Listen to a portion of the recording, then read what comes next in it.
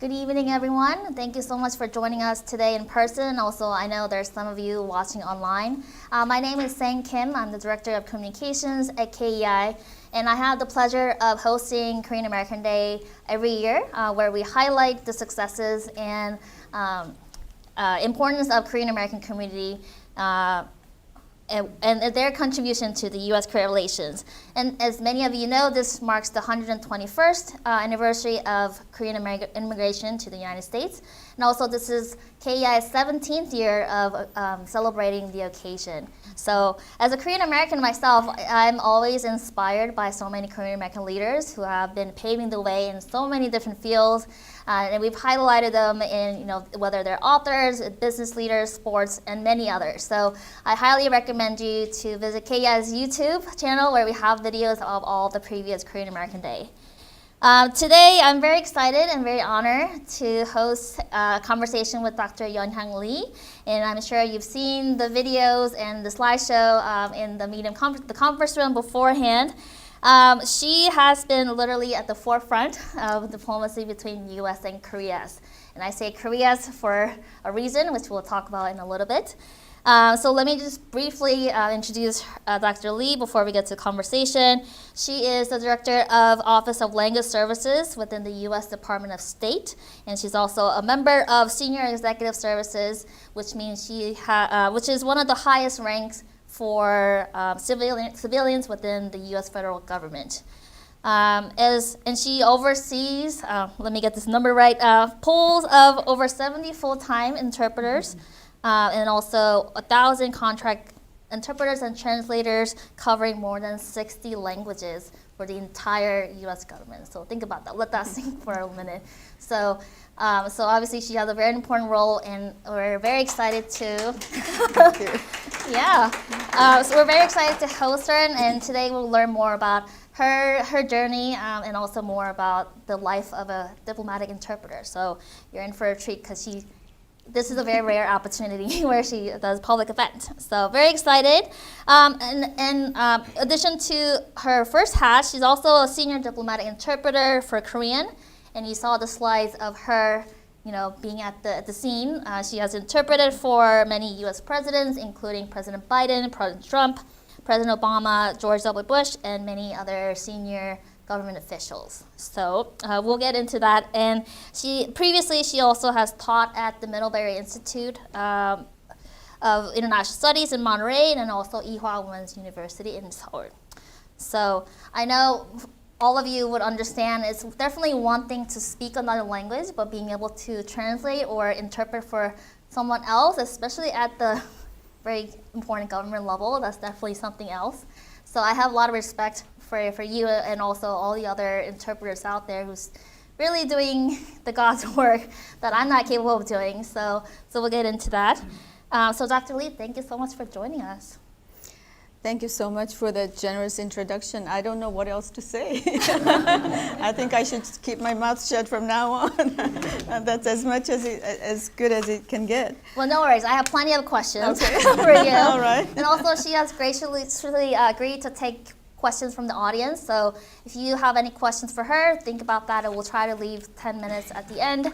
And also, for those of you watching online, you can also type in your chat on the YouTube chat. Okay, so to start off, I read that you actually studied music, 성악, in Korea, and which is a very different than what you're doing now. So I want to start from the very beginning and want to learn more about how you got into interpretation services. All right. Before I answer the first question, I wanted to thank you for this invite. As you said, as Sang said, that it's not often that I speak at a public event to talk about myself.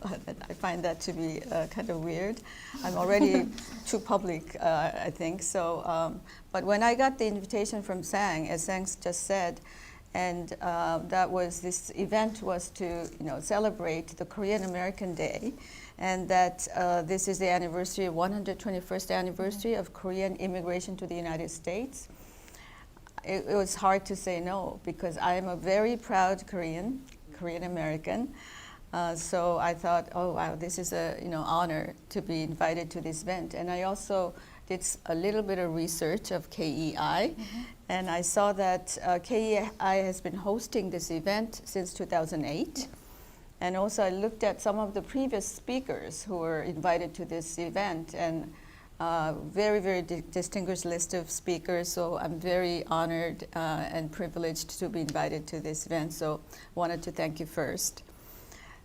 Going to your first question, yes, I did study music. I studied voice during college. And how did I get into this business of interpreting?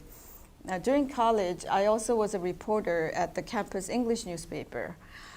So I was a reporter. So I had some business with English, during college. And a friend of mine said, let's make some money during the summer break. At that time, a lot of Korean companies were, participating in trade fairs and trade exhibitions to export their products. So, I decided to make some money, went there. There were a lot of booths of individual companies, and there were buyers from foreign countries trying to buy Korean products. So that's where I started my first interpreting job. And it was very, very rewarding. I felt that my skill was being used and being useful. And when the deal was made between the buyers and the Korean sellers, they were very happy. And I just felt that I did something, good for the parties. So I kind of got interested in it. I didn't think I was going to do this for a living at the time.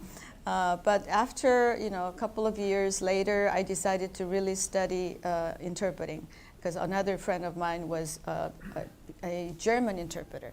So she recommended I do this and go to a grad school of Hankuk University of Foreign Studies, which was in Korea. So I went there, studied for 2 years, very difficult, but studied very hard.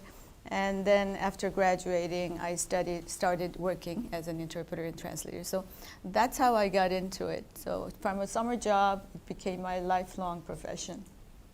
Yeah, I mean, that was probably the life-changing moment for you. And also, I mean, as a college students, everyone finds a side job and makes do many different things. Yeah. So those of you interested in speaking a lot of language, try freelancing, interpretation. You could be next Dr. Lee in the future. So we talked before our event, we talked about the difference between diplomatic interpretation and regular interpretation. So could you tell us a little bit more about what level of pressure and obviously the carefulness, if you can tell us a little bit more about that? Okay, so the difference between diplomatic interpreting and other interpreting, there are, of course, many different genre of interpreting. There's community interpreting, medical interpreting, there's financial, different. Diplomatic interpreting is regarded in the profession of interpreting as the most difficult, most complicated interpreting. It's, of course, interpreting in the diplomatic settings, diplomatic events, et cetera, and the reason that it's the most difficult and most complicated is because of the preciseness that's required in diplomacy. As you know, diplomats rarely say yes or no, right? There's always something in between. So where is it coming from? Is it on the, and if you say this is a spectrum of yes and no, where is it? Is it closer to yes, closer to no, where in between? And you would really need to be very precise as to where exactly the diplomat wants to say. So preciseness is very, very important. And preciseness in terms of nuance, right? A lot of diplomatic language is nuanced. And words that are selected by the diplomats are very, very carefully selected. I know that many of people here are former diplomats, and you are the ones who really spend days trying to pick words. Am I going to use important here? Am I going to use critical here? Because the nuance of the two words are different. So these very, very carefully selected words are used, and the interpreters need to know, and be very, very faithful to these words. And you have to, of course, have a good command of language in order to be precise and in order to deliver the nuance. So that's why it's at the very top level. So, for example, in the graduate school, diplomatic interpreting is taught at the very last semester. After all, usually you start with a general topic, and then economic, technology, and then very last semester it's the diplomatic interpreting. Another factor which you just mentioned is pressure. I'm sure you can relate to that you're out in the open, there's press, there's photographers. The world really hangs on to every word, especially the U.S. leader speaks, right? The other counterpart and the media, they really know that sometimes the words are carefully selected. I say sometimes, because sometimes it's not, and you have to deal with it. So you really, they hang on to every word. And if you make a mistake, you're out in the open, right? Yeah. And you don't want to make a international incident because of your interpreting. One of the worst nightmares of an interpreter is to be ending up in a newspaper article, right? And there's sometimes that happens, and sometimes it's political, not so much the responsibility of an interpreter. So there's that pressure that comes with being a diplomatic interpreter. So you really have to have a strong mindset. You have to be able to control yourself. You have to be able to remove all the external distractions that comes to you, but be able to focus on your job, what you're doing. Because if you get distracted and if you're too much under pressure, you will not be able to do a good job. So being able to control all these external factors that's coming at you is another, the ability that the diplomatic interpreter has, and that's not very easy to do. Maybe with experience, and sometimes you do yoga, you do meditation. We try different things, but so it's difficult in many different respects. Yeah. So you've also taught students at EHA, and also you're in charge of all the interpreters for the U.S. government. And just if you can talk a little bit more about that, how do you train for that?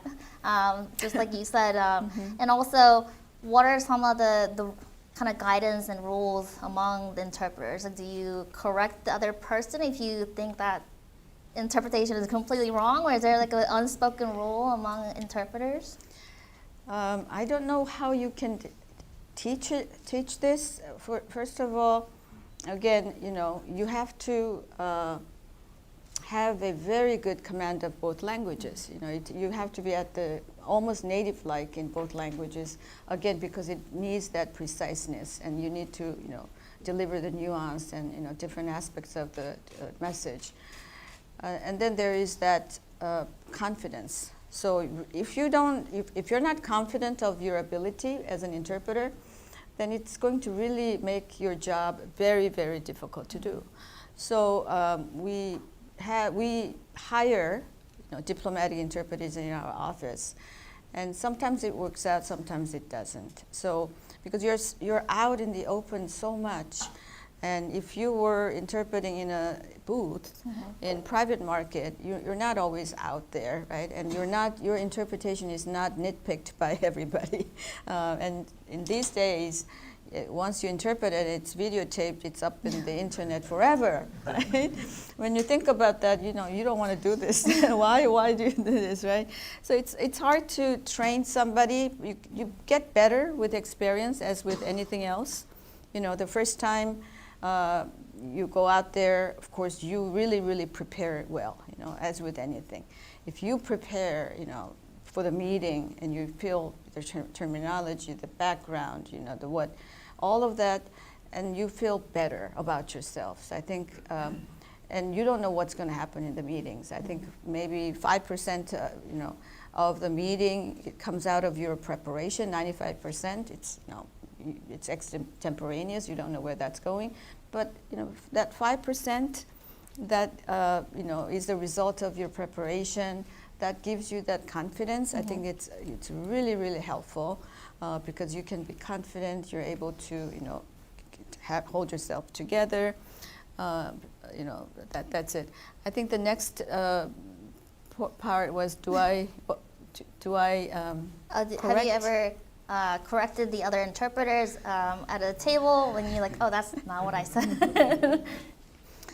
I rarely do that. I'm against that. I know it happens, but as far as the U.S. interpreters are concerned, that is a no-no. Okay, we're not in competition with each other, unless the other interpreter makes an error that is so detrimental that it will kind of shift the direction of the meeting. What is the reason for it? So I think in my years of interpreting, there was only once I probably whispered to my principal because I knew that he needed to answer that question, and I wanted my principal to answer appropriately. But I whispered that word. I think it's helpful if both side interpreters do a good job. I'd like to have, create an environment where interpreters and the principals feel very comfortable. And the interpreter, if they do a good job, it's going to help my principal understand the other counterpart's message. And so I'm against that, but it does happen. And when that happens, some of the foreign side interpreter gets a little bit competitive, and does that. And in that case, I usually send a diplomatic memo to the other country saying, what to do, what not to do. And that happened. I'd like to see that this doesn't happen again, because it is not conducive to the meeting. So as I mentioned, you have interpreted for many presidents and many administrations, and you've probably seen all the senior meetings between U.S. and South Korea. And I wonder if you have seen any changes between U.S.-Korea relations. Have you seen more demand for Korean interpreters within the U.S. government? Do you see Korea playing? I was just wondering within your experience if you've seen any changes over the years. I think you can interpret this question in different ways. I'm going to interpret it to the way that I can answer, because as everybody knows, of course, the relations between countries evolve, as with personal relationship, and depending on who's in the government, who gets elected, I don't think the principle or the basic foundation of the bilateral relations between the United States and Korea will change, because we are really, really strong strategic partners. And our partnership was forged in blood, right, which literally. So even though I see some shifts in bilateral relationship, I find it to be more of a priority issue. Different administration have different priorities and different ways of approaching policies or programs. And also there's external factors that affect bilateral relationship, right? Take Ukraine, Russian invasion of Ukraine, and also what's happening in Israel, Gaza region. So these external factors definitely have an impact on any international relationship. So that's what would impact the relationship between U.S. and Korea. But the foundation of how strong our alliance is, I don't think that changed. I didn't see any of that change. Mm-hmm. Have you noticed an increase in demand for more Korean interpreters within the U.S. government? Yes, because Korea is now playing a more important role in the global stage, right? Now the G20, G7. I have to remember whether Korea was part of G20 when I started or not, but really the role of Korea in the international stage has really, really heightened. And that means that Korea is in every meeting, every multilateral, major multilateral meeting, major issues that critical issues that the world leaders discuss. So that means I'm very happy, because when important multilateral meeting takes place, and I'm having to sign, I'm having to be in all of these meetings, and Korean is always there as a very, very important language. So very proud of that. Right. So we're going to go to the other Korea. I'm sure all of you have been waiting for this question. As we've seen in the photos, you were the interpreter for President Trump during the Singapore and Hanoi summit, which I found out it was exactly 5 years ago from today. So that was February 27th through 28th. 5 years later, I can't believe that was been 5 years already. But and then you met with you were in the meeting with other North Korean officials. So I wanted to ask you, what was that experience like up to the point that you're able to share with us, of course? Thank you very much, for that, being sensitive about the sensitive question. I will just say what I can say. I ask for your understanding, although you would want to hear more about it. As somebody who grew up, who was born in Korea, I grew up in Korea. It was a, really, really. I think I can use the word surreal in this case. Very excited. When I joined the State Department, I came from the academia. I was in the grad school for a long time, and when State Department said, "Would you like to apply?" and I said maybe, but they said, "Can you apply?" Because they were in need of a good Korean interpreter at the time, and so I decided to apply. You don't know how life will take you, right? So I said, okay, that sounds interesting. One of the reasons that I applied was maybe I can play a role in improving the relations between U.S. and North Korea, right? I lived as an interpreter for all my life, taught interpreting, so maybe I can play a role in diplomacy somewhat. And of course, I did interpret meetings with North Korea, but I really did not imagine that the leader of the United States and North Korea would actually meet in person. So that was a real surprise, very, very exciting. But I tried to be calm about it too. I hope, I wasn't nervous about it, but of course it was very, very, there was heightened awareness, more than any other meetings that I've been to. I've been doing this for a long time, so I'm kind of, familiar with the environment, but this was a kind of a new experience. So yeah, it was very exciting. And I try to do a good job. I try to, have a role in creating a positive, environment, atmosphere, so that leaders could talk, and smoothly. So interpreters kind of have a role, not just delivering, the message, but we can play a role in kind of defining what the atmosphere is like.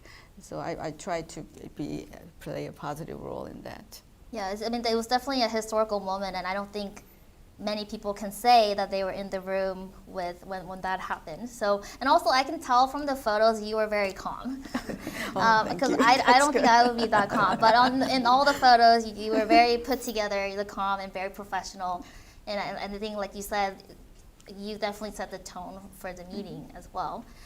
So I wanted to ask you about the language, like North Korean language versus South Korean. So obviously they're very different, and I wonder how you were able to prepare for the meeting and how that experience interpreting to a North Korean leader. Yes, again, I was born and raised in South Korea, never really listened to North Korean.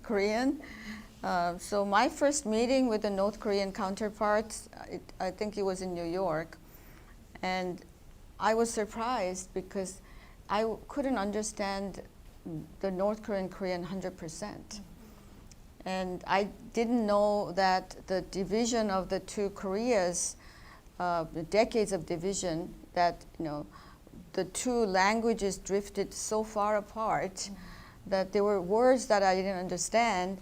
So I actually had to listen to the English interpretation. So North Korean into English interpretation of the North Korean interpreter to put the pieces together. So I was writing down some words, and they could be like communist ideology, terminology, or just regular words that I didn't know. So I was actually, writing down what, and listening and saying, okay, what is this word? And then I was getting something from the interpreter, which was into English, but I could put things together. I did not expect that. I thought I could understand it very, very easily. So I had to really learn North Korean during this meeting because, you don't really have a chance to listen to North Korean. But I also realized that if I have difficulty understanding North Korean, they may have difficulty understanding my South Korean, right? So I had to come up with a strategy to make it easier for them to understand my interpretation. So I decided I was listening, learning very quickly on the spot, and some of the strategies I think I employed was I tried to not use any anglicized words. As you know, in South Korea we use a lot of words that's anglicized. Not use them, but I also wanted to use some of the words that they were using, and if I could remember, I wanted to use those words so that the North Korean delegation could understand. Also, I tried to make the sentence structure simpler, not long-winded sentences that South Koreans would have no trouble understanding, but because I tried to cut the sentences shorter with simpler structure, no added, phrases, and also speak very clearly, articulate more, speak slowly, just so that's all I could do, right? So I did the best I could, but I think they appreciate it. No, I'm sure they really appreciated that too. I can only imagine the pressure that they also have as well, right? Representing their leader of the country in such a big international stage. Did you have any other chance to interact with the North Korean interpreters? What were they like? Because that's not something that we are, like us in the room, say like, well, we met a North Korean interpreter. Yeah, those who are assigned to this level, this high level of senior, meetings, they're all very, very qualified, very good. I'm always curious, where did they learn their English, where did they learn their interpreting skill? I'm sure that they have their training, grad school or training schools. So I was able to have some conversation with them because some of them I would meet, over again. So these people who come at this level, very good interpreters. Again, I know how difficult their job is because I know how difficult my job is. I'm always understanding of the interpreters because I'm the one who knows. So I try to work together with the North Korean side interpreters. So the better we do, each of us do our job, the better the meeting. That's our job, right? So I've had good interactions with North Korean interpreters. Would you ever be able to write a book and be able to, I don't know, just share the experience at some point? Or no? We'll see. We'll see. And, never say never, right? We'll see. All right.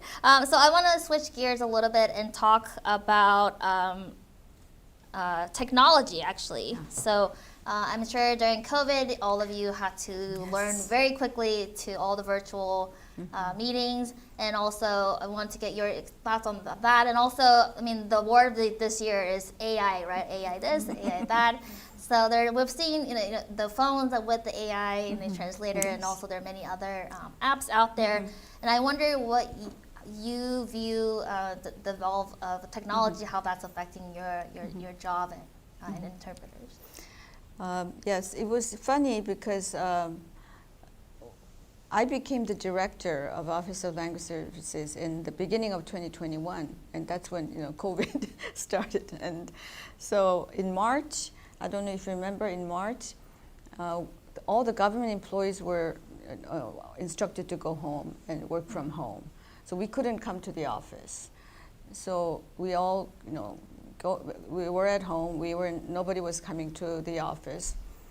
So on the interpreting side, we thought that, this is a break for us because nobody was meeting. So nobody was meeting, so no interpreters needed. So, this is the first time in our career we can have some break. Well, if you have a boss like me, that's not going to happen. Because I knew that, our leaders will continue to talk, COVID or not, right? You think the president is not going to talk to the, foreign leaders? No way. So I knew that we would need to provide interpreting remotely somehow. And that's never been done before. In the history of the interpreting profession, always interpreter was in the room, in the table or in the booth with a line of sight. So we were always there. So that's what interpreting was. It's on site. Well, I knew that I had to find a way to provide interpreting remotely. So I had a task force. I said, quickly, started a task force and asked them to go into the market and come up with some, remote interpreting platforms. And whatever that looks good, we bring it in. We're going to test them, and we're going to train using them. Of course, everybody thought this is not going to last that long. Maybe 3 weeks, 4 weeks, we're going to go back. Maybe 3 months max. I said no. I like to prepare and hope for the best. I don't want to be, because I knew our leaders were relying on us. And so we brought these platforms together. We tested everything, and of course there was an uproar of interpreters because interpreting itself is so difficult. And at the time you were asking us to do the the clicking, technician, clicking, but I had to kind of pull them together. We looked at a couple of platforms. We decided on 1 or 2. We trained all our interpreters. Our staff interpreters were training contract interpreters. So all of that was going on during that month when everybody was having a little bit of rest at home. And I was thinking, why do I have to be the person responsible for this in the history of the interpreting profession? This has never happened before, and I'm now responsible. But I have to say, we're very successful. And of course, Secretary of State, President, and everybody kept talking to each other. And we were providing different types of interpreting. But in 3 months, we were able to provide remote simultaneous interpreting in many, many different languages. Oh, wow. 3 And months. so there was no glitch, whatsoever. So I'm very, very proud of that fact.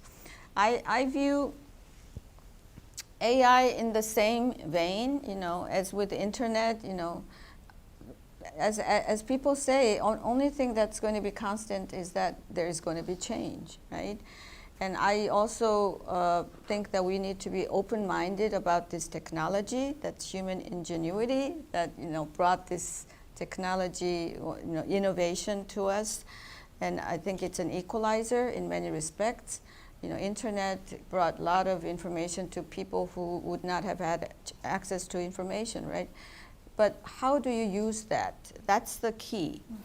I don't think you can run away. You shouldn't be defensive about it. You should be protective of your turf, because that's not the way to go. The way is you need to know what's going on, what technology is out there, and try to utilize it in a safe and responsible manner. So I'm a member of the State Department's AI committee. So I kind of have a role to play in navigating AI and how to utilize it in the State Department in a very safe and responsible manner. I also have a AI committee in my office, and all my staff are looking at whatever that's out there, ChatGPT, all these things, and they are actually testing those platforms and seeing, how they're evolving. It's going to change, but I think it's going to provide us with much more opportunity, because just that remote interpreting platform that everybody had a very difficult time, getting trained on, they're getting more work, right? Because you can do it remotely. So they have interpreters have much more work. And in the meantime, all these bureaus and offices that was not able to hire interpreter because all the travel costs, now are able to get service from us, because the cost is much, much lower when they use remote. I think the same thing will happen with the AI. I know there are apps that, translation. I think that's all wonderful. I think I'm going to be using it when I travel as well. I think there has to be human, intervention, and we call it fit for purpose. So whatever the purpose is, maybe the human doesn't need to intervene, but for some purposes, human intervention needs to be maybe 20%, 30%. So as long as you know where this is going, that's the key. You have to be on top of it, and that takes work. On top of where this is going, and try to utilize it, but in a safe way, safe manner. Yeah. So I don't want to, whenever new things come up, we're like, okay, it's our job, safe. I don't think that's the way to look at it. I think there's much more opportunity there. Right, it's almost inevitable, right? So technology is always changing. It's a matter of how you adapt to it, how make it into yours, and under the safe environment. But does it make the translation easier? Does that mean you spend more time reviewing rather than actual translation? So I think the role of translators and interpreters may change, and that's not a bad thing. Translators may be doing more reviewing. We call it post-editing. So if the AI is able to generate, many, in high speed, more products, why not use it? The one that our high-level expert translator can do the reviewing, and this will also give other posts in embassies of the State Department in the past who were not able to use our services because they didn't have the funds, or the budget wasn't there. And I'm excited that we may be able to provide our service to them because the productivity and cost efficiency might be much, much higher. So the role of translator may change a little bit, but definitely they have to be there, because we don't want the final product to be generated by the machine and no human control or overview. I think you also said your office sets the guidelines for all the interpretation, not only within the U.S. but also internationally. Is that right? Yeah, we want to, because of course United States. I think we talk to the most countries in the world. I think I don't know the number here, but U.S. has relationship with almost 200 countries around the world. So in 1 year, we usually deal with 60 to 70 languages. So we have the most meetings, and our office probably is the biggest language services in the world, I think. So we have guidelines, what to do, what not to do, how the interaction may be. So we set those, and we also want. I think we can do that because we want, complementary relationship. It's not like U.S. you do what we say you do. No, we'd like to be understanding of the other side. So if we do this, we can go to those countries, and so just to make the meeting conducive. Right, and your office is also one of the oldest offices within the State Department. Yes, right. Thank you very much for. I wanted to show off. I wanted to show off my office.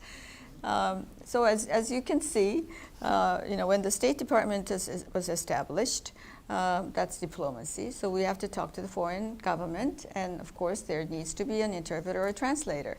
So we're one of the first offices in the State Department. We were established by our first Secretary of State, Thomas Jefferson. I think it was about 1728 or something like that. 1789. So my husband is he's the number person. Yes. So we are one of the oldest. We have served every president since George Washington, and so we're very proud. We have a very good history. We were one of the oldest office in the State Department. And another unique aspect of our office is that even though we're in the State Department, we provide service to all the federal agencies. So White House, of course, that's under our purview. So White House, the president, vice president, all the National Security Council, all that. And then, Secretary of State and the State Department.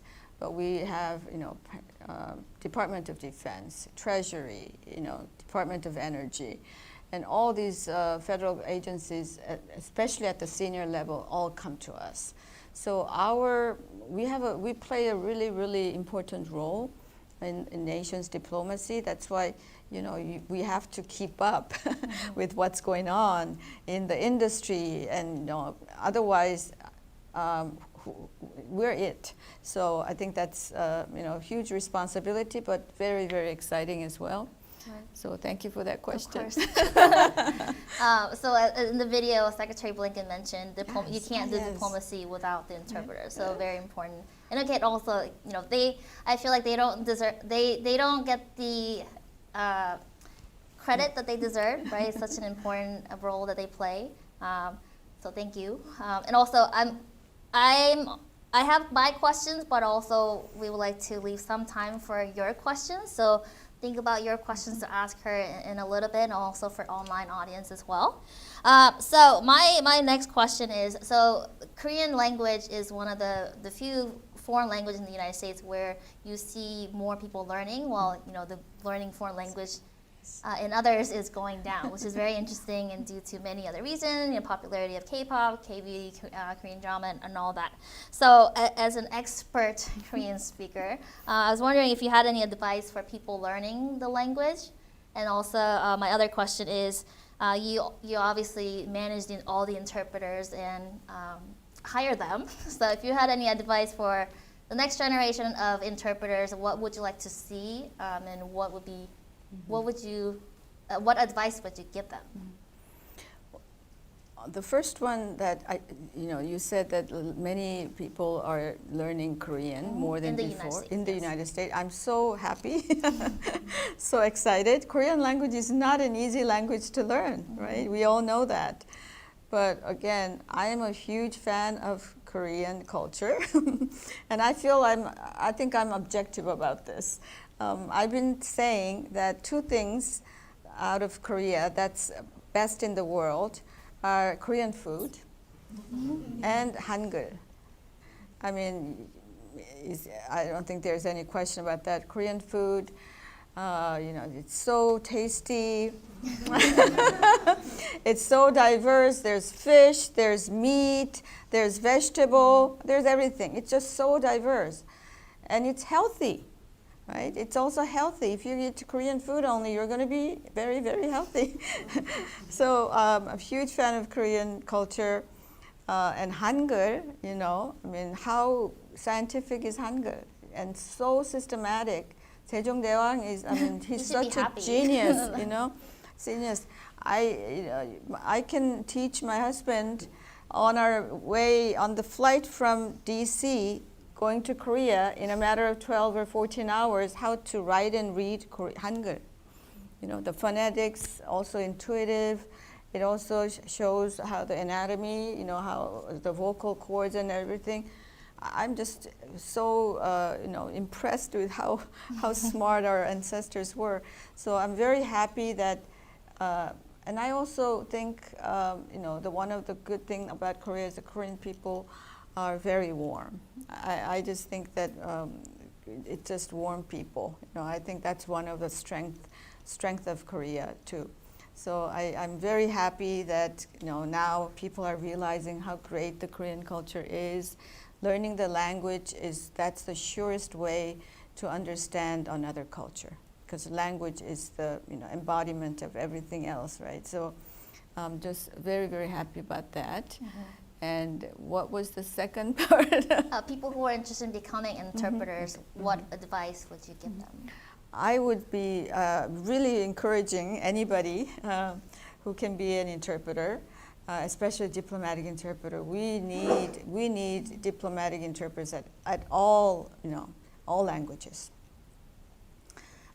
It's not easy to do, but if you are very, very fluent in both languages, if you like languages, and if you like learning, that's one of the key quality of an interpreter. You need to like learning new things. And I used to say that, why am I an interpreter for so long, right? Because it's so exciting to learn new topics. You get to learn things and you get paid for it. and you listen to all these, speakers who are the experts in that area, and you learn, and you listen, you get insights from them, but you have to study for every meeting, right? So if you have that, you have that desire, you like learning, intellectual curiosity, this would be the job for you. And you can also make contribution in the communicating between people who doesn't speak the language. So it's very rewarding. I would say, just go at it, work on it, and please come and test in our office. I mean, she is the person to talk to in case anyone in this room is interested. So I would like to open it up to the audience. If anyone has a question, could you please raise your hand and briefly introduce yourselves, please? So we actually have a new technology. We have a ceiling microphone, so you can just talk and we will be able to pick it up. So, yes, please. I am the correspondent for the Asia Today, South Korea newspaper. I think you had met with Kim Jong-un around 10 times. It's a very rare opportunity. And I would like to ask you your impression of Kim Jong-un, including Kim Yo-jong. I know I am using technical term impression because you have a lot of limit to explain about him. And I observed Kim Jong-un's first summit with Xi Jinping.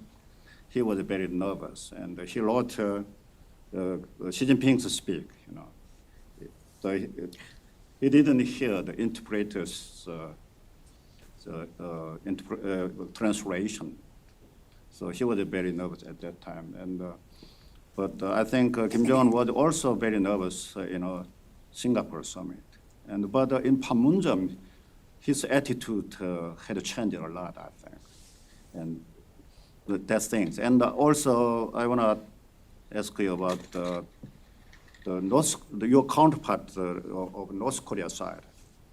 Kim Jong-un changed the interpreter after Singapore summit. What happened in North Korea, if you know? And one more thing.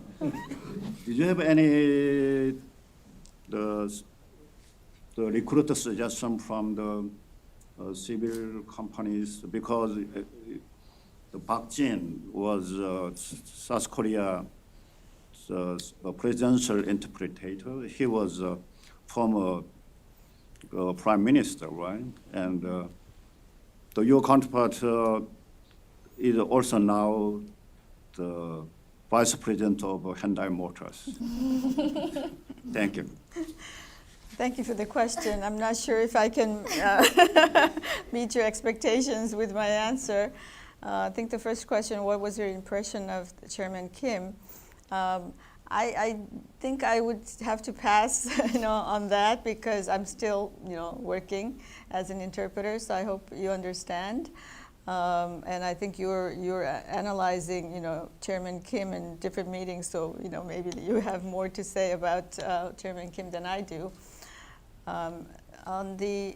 About other counterpart interpreters doing other things, I'm very happy that they are doing what they like to do. I think I will. I mean, this is a job that I stayed the longest in my career. Actually, I think every 10 years I do something else. And I think I like challenges. I like to solve problems, and if I can make some contribution, I find myself useful. And when I came to the department, I came as a staff interpreter, and then I got being promoted to branch chief, division chief, now the director. I am the first minority, woman minority director in this office. So I'm very proud of that. So I feel like I'm also making, some, steps or some footmarks in this office. As long as I find what I do exciting, as long as I get up every day, think, okay, I'm very excited to do something I think I will be doing it. Now, when I think, okay, maybe I've done my things and maybe I can do something else, maybe I will. Right now, the whole AI, it's just really turning things upside down. And I have to lead. That's what leaders do, right? You lead. The leaders are called leader for a reason. And I need to lead. I need to push and pull our people. I want them to stay positive. I don't want them to feel defensive. Because I believe there are more possibilities. I am optimistic. If I wasn't, I couldn't, share that energy with our people. So there's still things for me to do. I mean, I don't know after that what's going to happen. Again, I never planned so far ahead. I just try to do my best at whatever I'm doing, and that's been how I was all my life. So we'll see. But thank you. Right here in the front. Hi, my name is Morgan. I'm an intern at the Korea Defense Veterans Association. I have two small questions. The first one would be, did you ever feel that you had more challenges as a woman in this profession?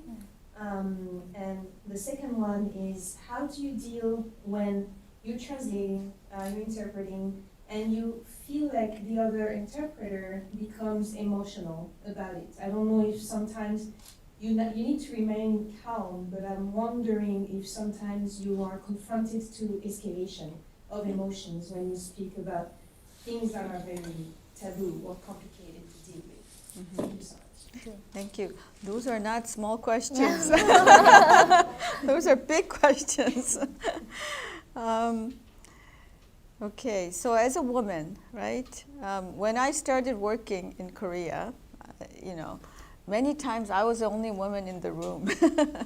And women didn't work much, in my generation. I think the crisis has a silver lining. So I think after the financial crisis in Korea, that's when a lot of Korean women started working. So I think that was a positive. So, but when I started working, not many women worked in Korea, but I liked working, so I started. And of course, women, we meet challenges as a woman, and that's true anywhere in the world. But I feel, in this country too, of course, there's so much to do. I mean, when I can talk for hours about women, minority, all of this. But I try to, but we are better off than some others. I should be careful about saying this. I'm saying I'm sending interpreters to certain countries, and if it's a woman, I have to deal with it. I get some pushback. So there are some other countries so there's a lot of room for improvement. But I focus on what is it that I can do. Okay, what is it that you can do to make it better? Okay, you can also be a trailblazer, or you can, work hard. You can do something, and that may open up more opportunities to other people. So that's how I view it. And you have to try, right? You have to maybe a woman has to try and work harder than some men. But I try to focus on the positive. I mean, look at me, right? I'm an Asian American, and I'm heading the whole office of language services. I think I'm very privileged and proud that this happened. Maybe I will be opening up some opportunities to other women and minorities. So I try to look at the positive side of it, and also, do something about it, rather than complaining. And I complain too, right? I speak up. I speak up when I need to. That's one thing I have to do in the United States, right? Silence is not golden here, okay? So you're in the United States, you're not in Korea. So you have to adapt. That's what you do, and you have to, voice your opinions, because people don't know what you're thinking if you don't say it. So you do what you need to do. So we'll take it from there. On the emotion part, yeah, I mean, I've become emotional myself. You were talking about the other side, but I become emotional, and I have to hold myself together. So I don't know how you can manage that. My approach to it is, when I'm interpreting, it's not about me. I'm not the one talking. I'm not. I am delivering a message by another principal or speaker. Okay, so when you have your mindset like that, I think you're less affected, by what's going on. Of course, you're a human being, but you have to hold yourself together.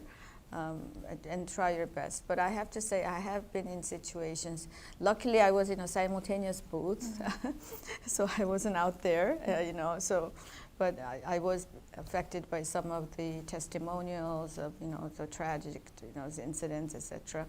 So that is hard. In that case, when you're doing simultaneous, your partner takes it over, right? But I don't know. Fortunately, I haven't had that, when I was doing consecutive in front of camera. I think we have time for one more question. Maybe Lily in the front. 안녕하세요. 네, My name 안녕하세요. is Jung-nan, 네, and I'm nice to a meet you. Korean American living here in the DC area. I have a question about your day-to-day life. I would like for you to share with us, what were you doing this morning at about 11:15? And how does that speak to your overall responsibilities, your leadership role? Perhaps you can share an anecdote of something that happened last week that helps us understand, once again, your leadership role, the decisions that you have to make day to day, and the like. Thank you very much. My day to day, I have a full day, so I wish I had more than 24 hours. The thing is, we only have 24 hours a day, and everybody, that's equal, right? So everybody has 24 hours. So how do you spend that 24 hours a day? Very busy, lots going on. I wake up very early in the morning. I'm a morning person. By 12, I have most of my tasks that requires brain work, that needs more brain work. I usually put that in the morning, so I kind of, get those things out of the way. And in afternoons, I usually schedule, meetings with people that doesn't require a lot of, intellectual capacity, but I can just have some time with people, or some meetings that I don't have the most important role to play, right? I can listen. So I kind of try to manage my time that way. When am I most productive, in this type of work? When am I not? So I try to manage that. My days, a lot of things go on in the U.S. government. So right now we're preparing for the NATO summit. In DC, right? Yeah, in DC. So the NATO delegation will be coming over this week. So there are going to be walkthroughs, et cetera. So, we also meet with the White House and all the other, parties involved. So, those kind of meetings go on. I also was getting reports on the AI side, what's happening in the department, what's happening in the industry. I get briefings about all of that, what our translators are being trained on, So all of that, I give directions. I also was looking at some vision papers for the year. Just in the morning, I sometimes look at how many checks, it's a lot going on. But again, it's all very, very exciting. And I really like what I'm doing. I find it rewarding.